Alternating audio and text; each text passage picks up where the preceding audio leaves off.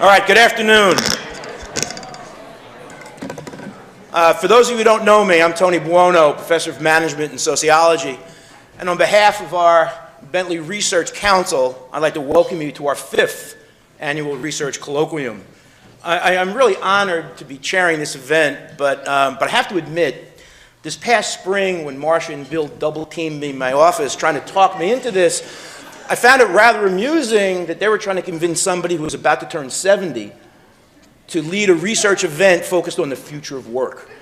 And I don't think it's a stretch to suggest that it wasn't that long ago that people in that age group, for them, work was something in their rearview mirror. But if you think about the realities of our post-industrial world, this very well could be a harbinger of that work-related future, as intellectual prowess and cognitive abilities become far more important than physical strength and manual dexterity. And especially for those of us who've been fortunate enough to have a career that we find engaging and stimulating and imbued with purpose, the traditional 3-stage life pattern of education, work, and retirement begins to take on very different meanings and really shifts quite a bit. And so I think one of the futures that we'll see is this notion of lifelong education, continuing to try to keep up with changing computer-related competencies and requirements, shifting careers, just this on and on, hybrid professions. That future will definitely be quite different, and people will really begin to redefine what it means to be retired. One of the things that we'll hear today from some of the faculty research that we've got is that diversity also will begin to take on that much more importance in this new workforce, with people in their 20s working with people in their 70s. If you think about it, we're going to be seeing much greater ethnic diversity, racial, gender, lifestyle diversity than we've ever experienced.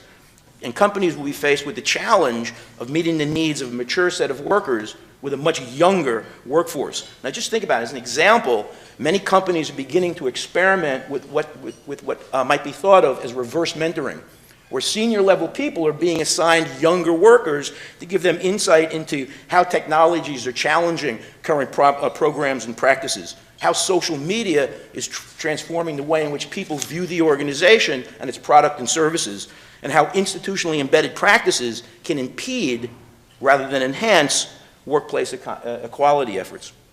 Now, context, however, is extremely important.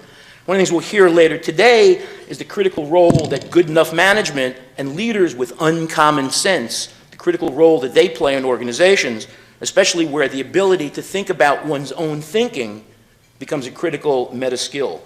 Advanced technologies can free organizational members from drudgery and mind-numbing tasks, enabling them to engage in far more creative and innovative challenges.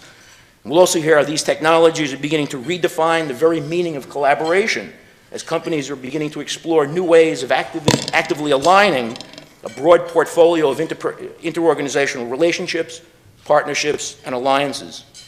However, compare that positive view of organizational life to a very different type of technological determinism, one that locks workers into strict structures and standards, where in essence, your boss is an algorithm. This leaves workers with very little opportunity for improvisation, skill development, and the emergence of any sort of professional identity. As we'll hear, one of the challenges is the attempt to keep people as active agents in the automation control loop, something that will become increasingly challenging for many, many people. Now, work by our faculty also points to the ways in which virtual and augmented reality is beginning to radically transform customer experience and social interaction patterns. And yet, almost as a countervailing trend, as other research from our faculty suggests, much of the incredible advancements that we enjoy in our home and on our fingertips have yet to make any real difference in our lives at work, beyond, of course, literally connecting us 24/7. Yet I think perhaps the most significant shift that we'll be hearing about later today is reflected in the change in narrative about the business world itself, where far greater emphasis is being placed on stakeholder engagement, moving away from a myopic focus on shareholder supremacy, where business has the potential to truly be viewed as an agent of world benefit, still ensuring profitable enterprises, but ones that are focused on creating a far more inclusive, sustainable, and peaceful world. The world of work and the context of that work world are indeed changing. Now, as my attempt to briefly capture these observations hopefully suggests, and these all capture the research foci that you'll be hearing more about later this afternoon, you are in for a very engaging and thought-provoking afternoon. Now, as part of today's program, we're also very fortunate to have with us Ellen Glazerman, the Executive Director of the Ernst & Young Foundation and America's Director of University Relations for Ernst & Young, now as our keynote speaker. And you'll be hearing much more about and from Ellen in a little while, but as a leading representative from one of Bentley's key stakeholders, I'm sure we're all looking forward to her insights into the professional of the future. Now, I'll be trying to keep away from the microphone. I'll be setting the stage for the logistical aspects of the program as we touch off the research panels, but at this point, I'd like to thank you for being here, supporting us in our efforts, and welcoming you to today's event. And now I'd like to turn the podium over to Gloria for her welcome remarks. Thank you.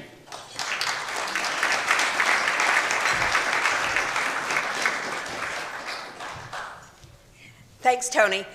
Note to self, do not use my hands while I'm speaking to you this morning. Thank you so much for inviting me. This is my 5th Colloquium appearance, and I'm particularly excited because of the highly topical nature of the conversation that we'll be having today. This couldn't be more important, and also because Tony is routinely known for knocking the ball right out of the park. No pressure today, Tony. This is going to be terrific. And along with his, I do want to say a few things about you, Tony. I hope you will. I hope you'll bear with me. Along with his Bentley colleague, Pat Flynn, Tony was recently recognized by the UN Global Compact's Principles for Responsible Management Education as a pioneer, and I love the category, Inspirations and New Opportunities category. It really bears witness, Tony, to your lifetime of meaningful work in management education, and we all know that your particular focus around economic and environmental sustainability, inclusiveness, gender equality, and responsible corporate citizenship have been meaningful not only internally to Bentley, but to legions of organizations, literally globally. A well-deserved honor for you. Thank you, Tony.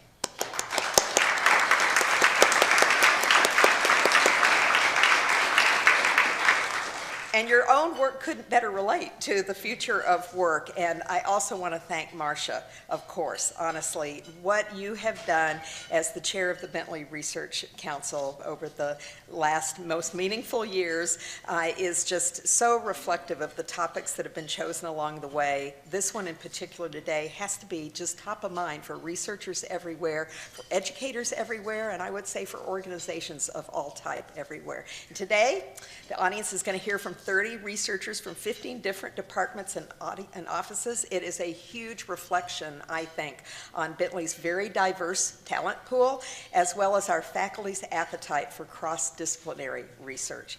And I, too, am thrilled to welcome Ellen back to campus. Thank you so much for gracing us today. I do have to mention that the last time you were here, you were handing me a check for $400,000.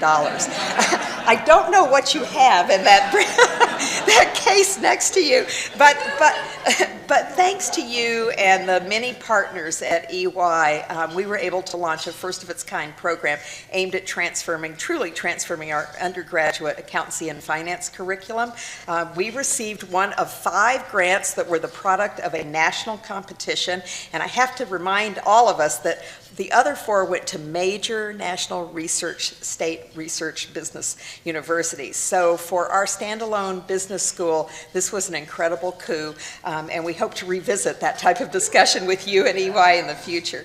But I also want to offer my thanks to you and the faculty who participated in this, as well as all of the EY partners who helped make this cutting-edge curriculum. I'm looking directly at Karen, who helped really bring this to life as a far more accurate way that accounting, influenced by finance education, is actually practiced in the outside world. And this has included for Bentley accelerated exposure to advanced accounting concepts, the requirement of introductory accounting and finance courses during freshman year, a scare tactic to our future management and marketing majors, but for those who have a zeal for accounting and audit practice and other aspects of that, it's truly a dream come true, and for everybody else, it's exactly what they need for their business education. Follow-up intermediate accounting classes sophomore year, new course materials for classes across the entire four-year degree program.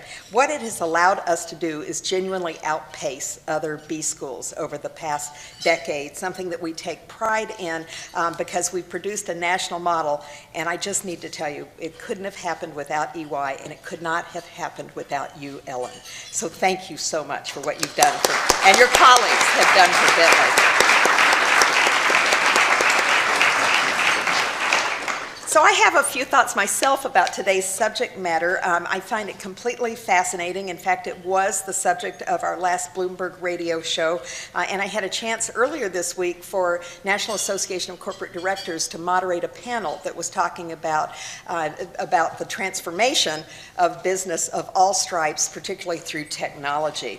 So the question is, with the current debate and so many predictions, what are the real underlying questions? And as many predictions as there are, I think there are even more questions. What will be the result of the disruption caused by this fourth industrial revolution? What kind of workforce are we really talking about to be required?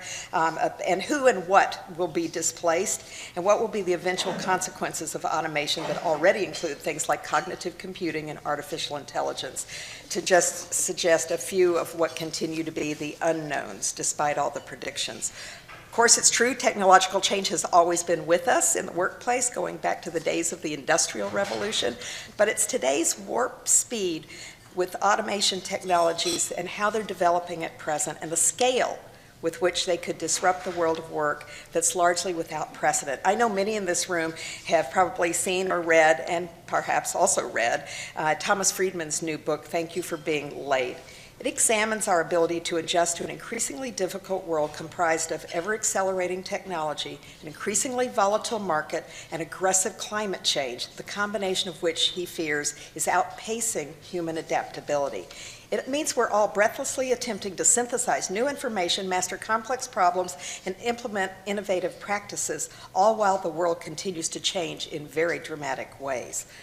I recently saw a survey of 400 CEOs, some two-thirds of whom believe that the next 3 years will be more critical to their companies and others than the past 50 years. Think about that for a minute.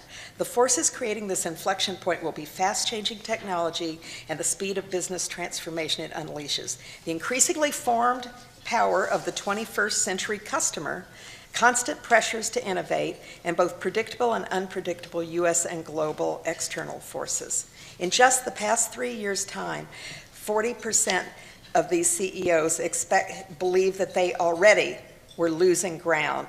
And in just 3 years going forward, the same CEOs expect to be running significantly transformed companies, but they're not sure how they're going to get there. An even larger percentage report that they're facing issues they didn't grow up with or experienced previously in their career, but now require their direct leadership. And with a mindset eerily familiar to that of encyclopedia publishers, overtaken by instant information availability on the internet, a large majority of CEOs say that innovation is not currently embedded in their core businesses. And while there's no doubt that robotics and artificial intelligence bring the promise of higher productivity and economic growth, these technologies also raise some very difficult societal issues about the broader impact of automation on the nature of work and the role of human capital. A recent McKinsey study found that about 60% of all occupations have at least 30% of activities that are technically automatable, based on currently demonstrable technologies. Just imagine the power of technologies we don't know about yet. Globally, McKinsey calculated that automation technologies could affect 50% of the world economy, or 1.2 billion employees and 14.6 trillion in wages. And just 4 countries, China, India, Japan, and the US, obviously some of the world's largest economies, account for over half of these totals. With this seemingly endless wave of digital transformation, successful employees will need to be nimble, preparing themselves repeatedly, lifelong learning for inevitable change. According to the Bureau of Labor Statistics, while the average baby boomer will look for a job 11 to 12 times over the course of a very long career, millennials are already averaging job changes every 2 years or less. And with constant change and evolving market trends, the number of individuals working in the gig economy is expected to continue to rise far above its already significant number. A report from the U.S. Government Accountability Office contains a startling statistic, reflects this new normal. Some 40% of U.S. workers don't have what we traditionally think of as secure jobs, today making do and working with options that are available to them. With all the uncertainty that lies ahead, I'm more proud than ever about the thought leadership that's reflected in our faculty and the fusion of business and the arts and sciences education that results. Our efforts to continuously update and sometimes disrupt what and how we teach through cutting-edge research have resulted in 100 years of graduates well prepared for a changing marketplace. I think Bentley recognized far earlier than most schools that global innovation in today's economy requires both left and right brain capabilities, that business and the arts and sciences should reside together in both deeply integrated and broadly complementary ways. Today, this means a spectrum of cross-disciplinary knowledge for students that's accompanied by strong analytical abilities, creativity, communication skills, and teamwork, along with those almost endless opportunities to apply classroom learnings in real-world settings. Technologies change rapidly. Software programs are reinvented every single year, but the ability to adapt, learn, share ideas, and work with colleagues breeds both workplace agility and empathy, both baseline requirements today.